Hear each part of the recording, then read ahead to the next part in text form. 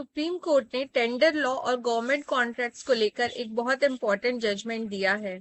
Court ने clearly कहा है कि अगर टेंडर डॉक्यूमेंट में मे वर्ड लिखा है तो अथॉरिटीज उसको अपनी कन्वीनियंस के हिसाब से शेल यानी मैंडेटरी नहीं बना सकती। ये जजमेंट आया है RR construction and infrastructure India private limited versus Gayatri venture matter पे। इस केस का dispute Chhattisgarh water resource department का एक बड़े इंफ्रास्ट्रक्चर टेंडर से जुड़ा हुआ है। ये project Lamti feeder minor tank scheme के कंस्ट्रक्शन का था। इसमें डैम, स्पिलवे, फीडर, कैनाल और वाटर कंट्रोल स्ट्रक्चर बनने थे। बहुत बड़े अमाउंट का पब्लिक प्रोजेक्ट था और मल्टीपल कॉन्ट्रैक्टर्स ने बिडिंग प्रोसेस में पार्टिसिपेट किया। प्रॉब्लम टेक्निकल स्टेज पे शुरू हुआ। कॉन्ट्रैक्टर ने अर्नेस्ट मनी डिपॉजिट यानी ईएमडी को फिक्स डिपॉजिट रिसीव्ड के थ्रू सबमिट किया था, लेकिन अथॉरिटीज ने कहा कि क्योंकि बिडर आउट ऑफ स्टेट है इसीलिए ईएमडी सिर्फ डिमांड ड्राफ्ट यानी डीडी के थ्रू ही एक्सेप्टेबल होगा। इस वजह से कॉन्ट्रैक्टर का टेक्निकल बिड रिजेक्ट हो गया। फिर मैटर गया छत्तीसगढ़ हाई कोर्ट में। हाई कोर्ट ने अथॉरिटीज का इंटरप्रिटेशन एक्सेप्ट कर लिया और कहा कि आउट ऑफ स्टेट बिडर के लिए डीडी मैंडेटरी है, इसीलिए फिक्स डिपॉजिट के थ्रू ईएमडी देना टेंडर कंडीशंस का वायलेशन माना गया और बिड रिजेक्शन को वैलिड होल्ड किया गया।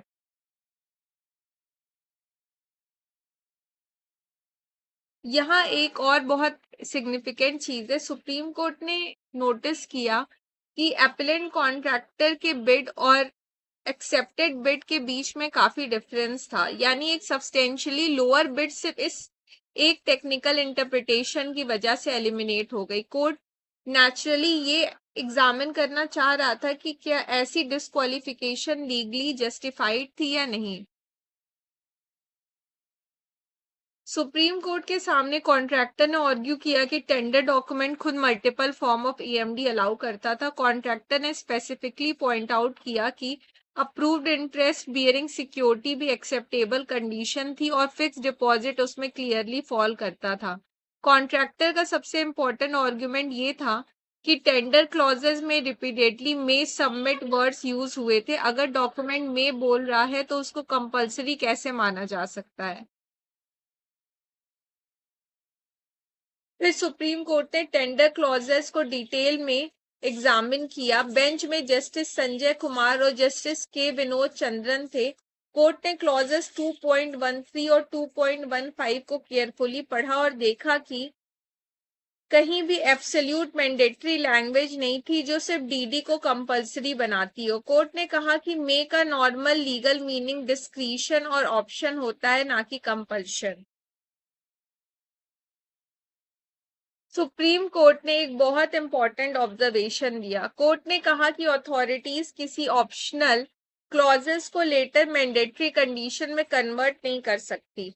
अगर टेंडर फ्लेक्सिबिलिटी देता है तो अथॉरिटीज उस फ्लेक्सिबिलिटी को इग्नोर नहीं कर सकती। कोर्ट ने स्पेसिफिकली ऑब्जर्व किया कि मे सबमिट का मतलब ऑप्शन प्रोवाइड करना है, कंपलसरी ऑब्लिगेशन क्रिएट करना नहीं।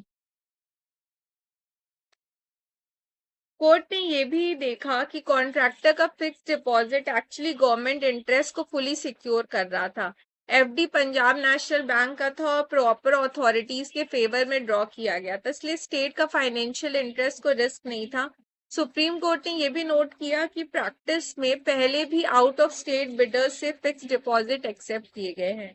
जजमेंट का सबसे बड़ा प्रिंसिपल ये था कि कोर्ट्स और एडमिनिस्ट्रेटिव अथॉरिटीज टेंडर कंडीशन को रीराइट नहीं कर सकते। सुप्रीम कोर्ट ने क्लैरिफाई किया कि टेंडर डॉक्यूमेंट्स को उनके एक्चुअल वर्डिंग के बेसिस पर इंटरप्रेट किया जाना चाहिए। अथॉरिटीज अपनी तरफ से स्ट्रिक्टर कंडीशन इम्पोज नहीं कर सकती अगर टेंडर डॉक्यूमेंट खुद ऐसी कंडीशन प्रेस्क्राइब नहीं करता है। इसीलिए सुप्रीम कोर्ट ने हाई कोर्ट के जजमेंट को सेट असाइड कर दिया, कॉन्ट्रैक्टर की क्वालिफिकेशन को रिस्टोर कर दिया, कम से कम एनवेलप ए इशू के रिस्पेक्ट में। साथ ही कोर्ट ने कॉन्ट्रैक्टर को लिबर्टी दी कि वो टेंडरिंग अथॉरिटीज के सामने जाकर फर्दर रिप्रेजेंटेशन दे सकता है regarding letter disqualification issue. Court ने 48 आवर्स का टाइम भी ग्रांट किया रिप्रेजेंटेशन के लिए। ये जजमेंट टेंडर जूरिस्प्रूडेंस में काफी इम्पॉर्टेंट माना जाएगा, क्योंकि ये फेयरनेस, ट्रांसपेरेंसी और इक्वल ट्रीटमेंट को रीइंफोर्स करता है। गवर्नमेंट प्रोक्यूरमेंट में अथॉरिटीज टेक्निकलिटीज का मिसयूज करके आर्बिट्ररी डिस्क्वालिफिकेशन नहीं कर सकती।